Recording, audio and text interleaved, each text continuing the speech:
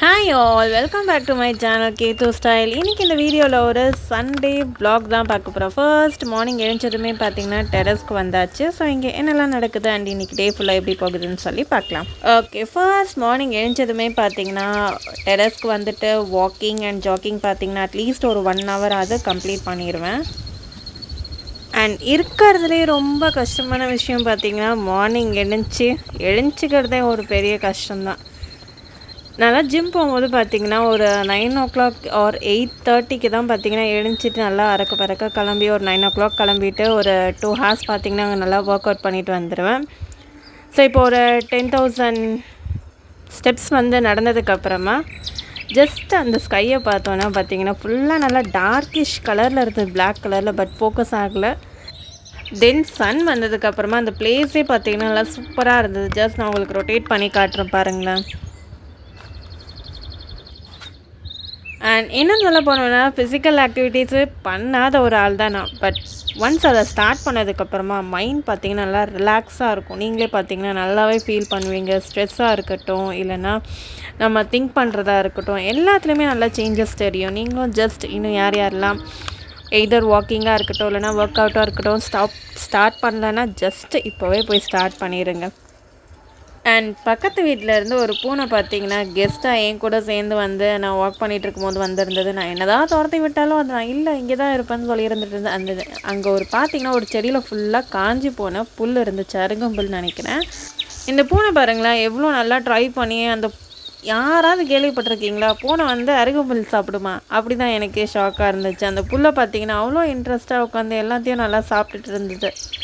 And then இந்த இடத்துல இந்த பக்கம் வராதுன்னு சொல்லி ஒரு கட்டையை வச்சா அந்த கட்டையில் உட்காந்து அதோட நெயில்ஸ் எல்லாம் பார்த்திங்கன்னா நல்லா ஷார்பன் பண்ணிகிட்ருக்குது. தென் அதை ஒரு 3 to 4 ஃபோட்டோஸ் மட்டும் ஃபோக்கஸ் பண்ணி எடுத்தாச்சு, அவ்வளோதான். தென் பார்த்திங்கன்னா செடிக்கெலாம் கொஞ்சம் தண்ணி ஊற்றியாச்சு. நார்மலாக பார்த்திங்கன்னா அந்த செடிக்கு தண்ணி ஊற்றுறதுலாம் அந்த பழக்கமே கிடையாது. பட் இன்றைக்கி அம்மா பார்த்திங்கன்னா செடிக்கும் அப்படியே தண்ணி ஊற்றிருந்தாங்க. ஸோ தண்ணி ஊற்றியாச்சு. தென் ஃபேஸையும் வாஷ் பண்ணிவிட்டு மீதி இருக்க சைடில் இருக்க செடிக்கெலாம் தண்ணி ஊற்றியாச்சு.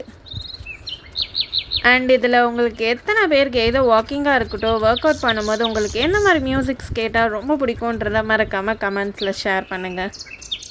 அவ்வளோதான், எல்லா வேலையும் முடிஞ்சாச்சு. தென் ஷூவை எடுத்துகிட்டு கிளம்பியாச்சு. வாங்க நெக்ஸ்ட்டு கீழே போய்ட்டு என்ன பண்ணுறேன்னு சொல்லி பார்க்கலாம். டெரஸ்லேருந்து கீழே வந்ததுக்கப்புறமா அட்லீஸ்ட் டெய்லியுமே பார்த்தீங்கன்னா 3 to 4 liters வந்து வாட்டர் கன்சியூம் பண்ணுவேன். கொஞ்சம் வாட்டர் கன்சியூம் பண்ணிவிட்டு கொஞ்சம் நல்லா ரிலாக்ஸ் பண்ணிவிட்டு தென் ஃப்ரெஷ்அப் ஆகிட்டு வந்து பார்த்தா வீட்டில் பார்த்திங்கன்னா பொங்கலும் தென் தேங்காய் சட்னியும் இருந்தது. இந்த பொங்கல் எப்படி பண்ணுறதுன்னு சொல்லி நான் ஆல்ரெடியாக வீடியோ போட்டிருக்கேன். அன்றைக்குமா இன்றைக்கி அந்த வீடியோ பார்த்திங்கன்னா நான் எடிட் பண்ணி போஸ்ட் பண்ணிடுவேன். ஸோ பார்ப்போம். தென் பொங்கலுக்கு பார்த்திங்கன்னா நல்லா எம்மியான கொஞ்சம் தேங்காய் சட்னி வச்சு சாப்பிட்டு முடிச்சிடலாம். இன்றைக்கி நம்ம என்னதான் ஒர்க் அவுட் பண்ணி என்னதான் வாக் பண்ணாலும் பட் இன்றைக்கி சாப்பிட போகிறதுலாம் ஜஸ்ட் வாட்ச் பண்ணுங்களேன். அண்ட் இன்றைக்கி என்னென்னலாம் பண்ணுறோன்றதை வாட்ச் பண்ணுங்கள். அண்ட் தென் நெக்ஸ்ட்டு சாப்பிட்டதுக்கப்புறமா கருப்பு உளுந்து பார்த்திங்கன்னா ஒரு 1.5 cup அளவுக்கு தண்ணியில் நல்லா ஊற வச்சுக்கிறோம். இது வந்து எதுக்காகனா வடைக்காக. தென் ஒர்க் இருந்தது, எனக்கு மார்னிங் ஷிஃப்ட் தான் பார்த்திங்கன்னா இருந்தது. ஸோ ஒர்க் எல்லாத்தையுமே கொஞ்சம் நேரம் ஒர்க் பண்ணி முடிச்சுட்டு தென் ஆஃப்டர்நூனுக்கு என்ன பண்ணுறேன்னு சொல்லி பார்க்கலாம். ஆஃப்டர்நூனுக்கு என்னடா இது ரா மாங்காய் வச்சு என்ன பண்ண போகிறேன்றதை யோசிக்கலாம். இது பார்த்திங்கன்னா மாங்காய் ரைஸும் கிடையாது. பட் என்ன பண்ண போகிறோன்றதை பார்த்துடலாமா? ஸோ ஃபர்ஸ்ட் அதுக்கு பார்த்திங்கன்னா மாங்காவை பாதியாக கட் பண்ணி எடுத்துக்கிறேன். நமக்கு பாதி மாங்காய் இருந்துச்சுனாலே போதும். ஸோ இப்போ எடுத்த அந்த பாதி மாங்காவை நான் சின்ன சின்ன பீஸாக கட் பண்ணி எடுத்துக்க போகிறேன்.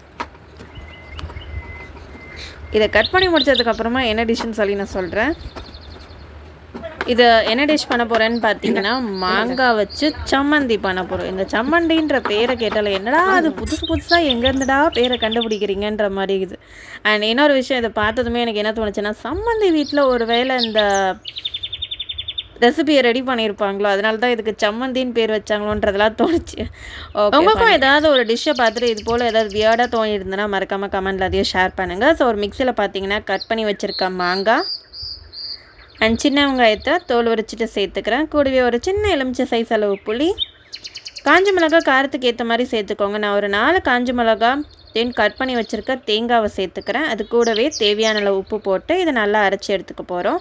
கருவேப்பிலை ஆப்ஷனல் தான், பட் எனக்கு கருவேப்பிலை சேர்க்கும் போது பிடிக்கல. கருவேப்பிலை இல்லாமல் எனக்கு அதோட டேஸ்ட் பார்த்திங்கன்னா நல்லா பிடிச்சிருந்தது. இதை ரைஸில் நம்ம குழம்புக்கு பதிலாக இதை வச்சு நல்லா நம்ம பிசைஞ்சு சாப்பிட்டுக்கலாம். நல்லா டேஸ்ட்டாகவே இருந்துச்சு. மஸ்ட் ட்ரை தான் சொல்லுவேன்.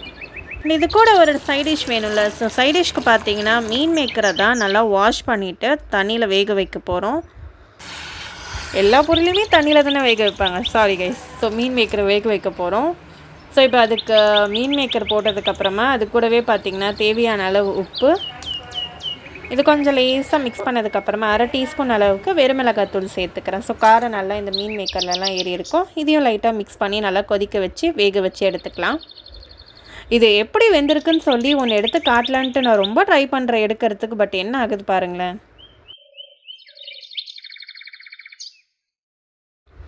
கிண்ணத்துலேருந்து பார்த்தீங்கன்னா அந்த மீன் மேக்கரை ஹாஃபாக கட் பண்ணலன்னா கூட கட் பண்ண முடியல. அட் லாஸ்ட்டாக பார்த்தீங்கன்னா ஒரு சின்ன பீஸ் கட் பண்ணி எடுத்துட்டேன், அவ்வளோதான். இது போல் நல்லா வேக வச்சு எடுத்துக்கலாம். இப்போ ஒரு பேனில் தேவையான அளவு எண்ணெய் சேர்த்துக்கோங்க. அண்ட் தென் எண்ணெய் நல்லா சூடானதுக்கப்புறமா பொடியை கட் பண்ணி வச்சுருக்க வெங்காயம் சேர்த்து நல்லா வதக்கிக்கலாம். கொஞ்சம் நல்லா வதங்கினதுக்கப்புறமா ஒரு 1/2 டீஸ்பூன் அளவுக்கு இஞ்சி பூண்டு பேஸ்ட் சேர்த்துக்கிறேன். ஒரு பெரிய டீஸ்பூனில் 1/2 டீஸ்பூன் சேர்த்துக்கோங்க. ஏன்னா இஞ்சி பூண்டு சேர்க்கும் போது நல்ல ஃப்ளேவர் கொடுக்கும். நல்லா கொஞ்சம் வதங்கினதுக்கப்புறமா ஒரு பெரிய தக்காளியை சின்ன சின்ன பீஸாக கட் பண்ணி வதக்கிக்கலாம். இதுக்கு ரொம்ப தக்காளி சேர்க்க தேவையில்லை. தேவையான அளவு உப்பு போட்டு நல்லா இதை வதக்கி எடுத்துக்கோங்க. தக்காளியை பொடியாக கட் பண்ணி சேர்க்கறதுக்கு பதிலாக மிக்சியில் போட்டு அரைச்சி கூட சேர்த்துக்கலாம். தக்காளி நல்லா வதங்கினதுக்கப்புறமா குழம்பு மிளகாத்தூள் ஆப்ஷனல் தான், வேணும்னா சேர்த்துக்கோங்க. நான் 1/2 டீஸ்பூன் அளவுக்கு குழம்பு மிளகாத்தூள் அண்ட் ஒரு சின்ன ஸ்பூனில் 1 ஸ்பூன் அளவுக்கு வெறும் மிளகாத்தூள் சேர்த்துட்டு இது ஒரு 2 நிமிஷம் நல்லா வதக்கிக்கலாம். கொஞ்சம் நல்லா வதங்கினதுக்கப்புறமா உங்களுக்கு எந்த அளவுக்கு திக்னஸ் வேணுமோ அதுக்கேற்ற மாதிரி தண்ணி சேர்த்துக்கோங்க. ரொம்ப வாட்டர் ஆட் பண்ணணும் இல்லை, கொஞ்சம் ஆட் பண்ணிங்கனாலே போதும். இப்போ வேக வச்சுருந்த அந்த மீன் மேக்கரை போட்டுட்டு லேசாக மிக்ஸ் பண்ணிவிட்டு இதை கொஞ்சம் நேரம் நல்லா கொதிக்க விட்டுடலாம். இந்த மீன் மேக்கர்லாம் பார்த்தீங்கன்னா எப்போவாவது பிரிஞ்சு சாதம் பண்ணும் போது அதில் 1-2 பீஸ் பார்த்தீங்கன்னா எடுத்து சாப்பிடும். பட் இது லேட்டராக தான் தெரிஞ்சு வந்தது இந்த மீன் மேக்கரில் எவ்வளோ ப்ரோட்டீன் இருக்குதுன்னு சொல்லிட்டு. அண்ட் அதுவுமே பார்த்தீங்கன்னா ஜிம் போகும்போது ப்ரோட்டீன் சாப்பிடுங்கன்னு சொல்லுவாங்களா. ஸோ ப்ரோட்டீனில் என்னடா ப்ரோட்டீன்றாங்க. ப்ரோட்டீனில் என்னென்ன வெஜிடபிள்ஸில் ப்ரோட்டீன் இருக்குது, என்னென்னத்துலலாம் ப்ரோட்டீன் இருக்குதுன்னு சொல்லி சர்ச் பண்ணி கிடச்சதுல தான் மீன் மேக்கரில் பார்த்திங்கன்னா நிறைய ப்ரோட்டீன் இருக்கான். அண்ட் கடைசியாக இருக்கும்போது இது கூடவே பெப்பரும் கொத்தமல்லியும் சேர்த்துக்கிட்டிங்கன்னா இன்னும் பார்த்தீங்கன்னா நல்லா செம டேஸ்ட்டாக இருக்கும். ட்ரை பண்ணி பாருங்கள். அவ்வளோதான். லஞ்சுக்கு சிம்பிளாக பார்த்தீங்கன்னா மாங்காய் சம்மந்தி ரைஸும் தென் மீல் மேக்கர் ஃப்ரையும் எடுத்துக்கிட்டேன். அண்ட் ஈவினிங்க்கு பார்த்தீங்கன்னா பன்னீர் டிக்கா தான் ரெடி பண்ண போகிறேன். ஸோ அதுக்கு ஒரு பவுலில் பார்த்தீங்கன்னா கர்ட், காஷ்மீரி சில்லி பவுட்ரு, தென் கரம் மசாலா, இஞ்சி பூண்டு சேர்த்து நல்லா மிக்ஸ் பண்ணிக்க போகிறேன். இஞ்சி பூண்டு பேஸ்ட்டு, ஓகேவா. தென் கடலை மாவு 1 டேபிள் ஸ்பூன் அண்ட் தேவையான உப்பு போட்டு இதை நல்லா மிக்ஸ் பண்ணிக்க போகிறோம். இது எதுக்குன்னா நம்ம அந்த பன்னீர், கேப்சிகம், ஆனியன்லாம் மேரினேட் பண்ண போகிறோம்.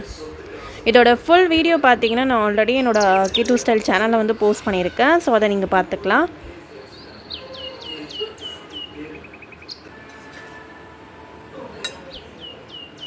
இது எல்லாத்தையும் மிக்ஸ் பண்ணிவிட்டு ஒரு 15 to 20 மினிட்ஸ் பார்த்திங்கன்னா நல்லா ஊற வச்சதுக்கப்புறமா இது போல் ஒரு உடன் டூத்பிக்கில் எல்லாத்தையும் வச்சுட்டு இது ஒரு நான்ஸ்டிக் பேன் இல்லைனா பார்த்திங்கன்னா ஒரு கிரில் பேனில் ஆயில் நல்லா ஸ்ப்ரெட் பண்ணிவிட்டு ஃப்ரை பண்ணி எடுக்க போகிறோம்.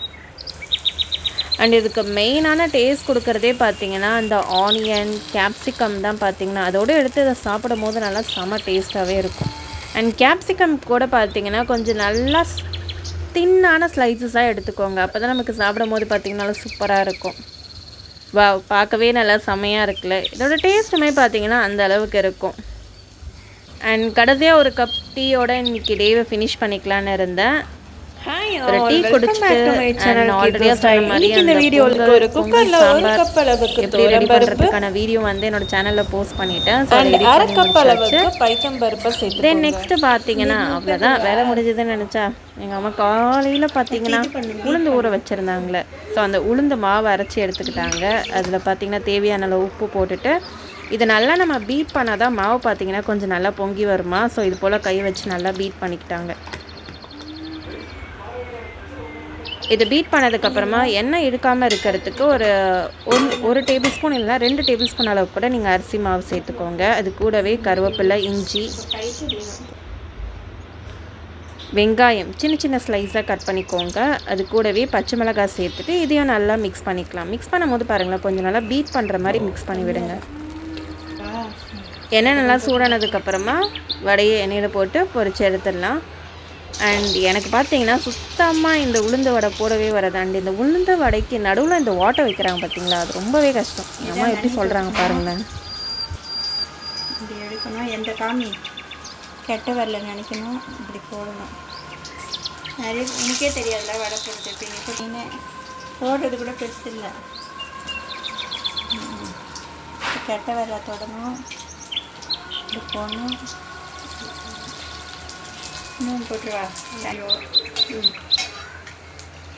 அவ்வளோதான். ஒரு பக்கம் நல்லா செவந்ததுக்கப்புறமா இதை திருப்பி விட்டுடலாம். அண்ட் 2 பக்கமும் நல்லா கலர் சேஞ்ச் ஆனதுக்கப்புறமா எண்ணெயை நல்லா வடிகட்டிட்டு ஒரு பிளேட்டில் எடுத்து வச்சிடலாம். அவ்வளோதான் ஃப்ரெண்ட்ஸ், நல்லா மொறுமொறுன்னு கிறிஸ்பியாக டேஸ்டான வடை ரெடி ஆகிடுச்சு. காலையில் ஒர்க் அவுட் பண்ணதுக்கும் இப்போ இந்த வடை பன்னீர் டிக்கா இதெல்லாம் யோசிச்சு பாருங்களேன். இதே டைலாக்கு நான் சொன்னதுக்கு எங்கள் அம்மா கிட்டேருந்து வந்த ரிப்ளை பார்த்தீங்களா? கைஸ், இது போல் டெய்லியும்லாம் நடக்காது. ஸோ இன்றைக்கி சண்டேனால சீட் டே. இதே பார்த்தீங்கன்னா ஃபினிஷ் பண்ணியாச்சு. ஓகே, இது போல் நீங்களும் நல்லா இன்ட்ரெஸ்டிங்காக இல்லைனா வேறு ஏதாவது வ்ளாக்ஸாக இருக்கட்டும், இல்லைனா உங்களுக்கு ஏதாவது ஐடியாஸ் இருந்ததுன்னா நான் பண்ணணும்னு வீடியோ நினச்சிங்கன்னா அதையும் மறக்காமல் கமெண்ட்ஸில் சொல்லுங்கள். Okay all. அண்ட் இப்போ நீங்கள் பார்க்குற வீடியோ பார்த்தீங்கன்னா என்னோடய 2 years பேக் எடுத்த வீடியோன்னு நினைக்கிறேன். என்னோடய பர்த்டேக்கு பார்த்தீங்கன்னா வெளில போய் ஜஸ்ட் ஒரு சின்ன சிட்சாட் வந்து ஃப்ரெண்ட்ஸ் கூட போயிட்டு சாப்பிட்டுட்டு வந்தது. ஸோ இது போல் நிறைய இன்ட்ரெஸ்டிங்கான வீடியோஸ் பார்க்கணுன்னா என்னோட சேனலை மறக்காமல் சப்ஸ்கிரைப் பண்ணி வச்சுக்கோங்க. அண்ட் பக்கத்தில் இருக்க பெல் ஐக்கானை கிளிக் பண்ணுங்கள். தேங்க்யூ ஃபார் வாட்சிங். Bye guys.